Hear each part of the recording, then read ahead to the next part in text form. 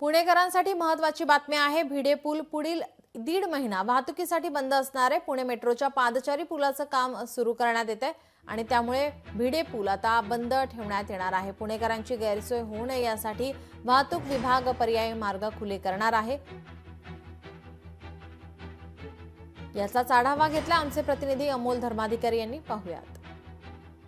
पुण्यातील डेक्कन येथील मेट्रो पुलाच्या पादचारी पुलाचं काम सुरू केल्यामुळे पुण्यातील मध्यवर्ती भागात असलेला हा बाबा भिडे पूल आहे तो आता इथून पुढे 1.5 महिना बंद ठेवण्यात येणार आहे। आता आपण पाहतोय की संपूर्ण दोन्ही बाजूची वाहतूक आहे ती सुद्धा बंद करण्यात आलेली आहे।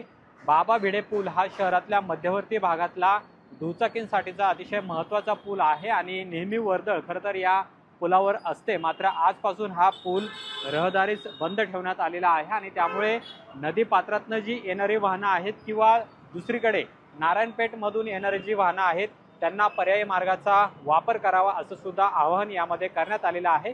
पण दररोज आपण पाहतोय की हजारो वाहनं या भिडे पुलावरून जात असतात।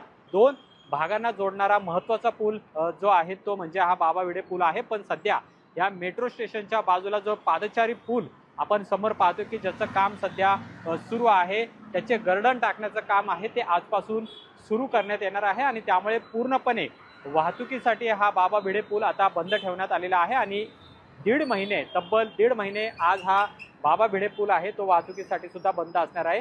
दररोज संध्याकाळी आपण पाहिलं की या शहराच्या मध्यवर्ती भागातल्या याच पुलावरती मोठ्या प्रमाणामध्ये गर्दी सुद्धा होत असते। मात्र आता हा पूल बंद ठेवण्यात येणार आहे आणि याचा ताण आहे तो या पर्यायी मार्गांवर सुद्धा आता वाहतूक कोंडीचा होताना पाहायला मिळणार आहे। कॅमेरामन योगेश केळापुरेचा अमोल धर्माधिकारी, लोकशाही मराठी, पुणे। लोकशाही मराठी ऐका, पहा, जागरूक रहा।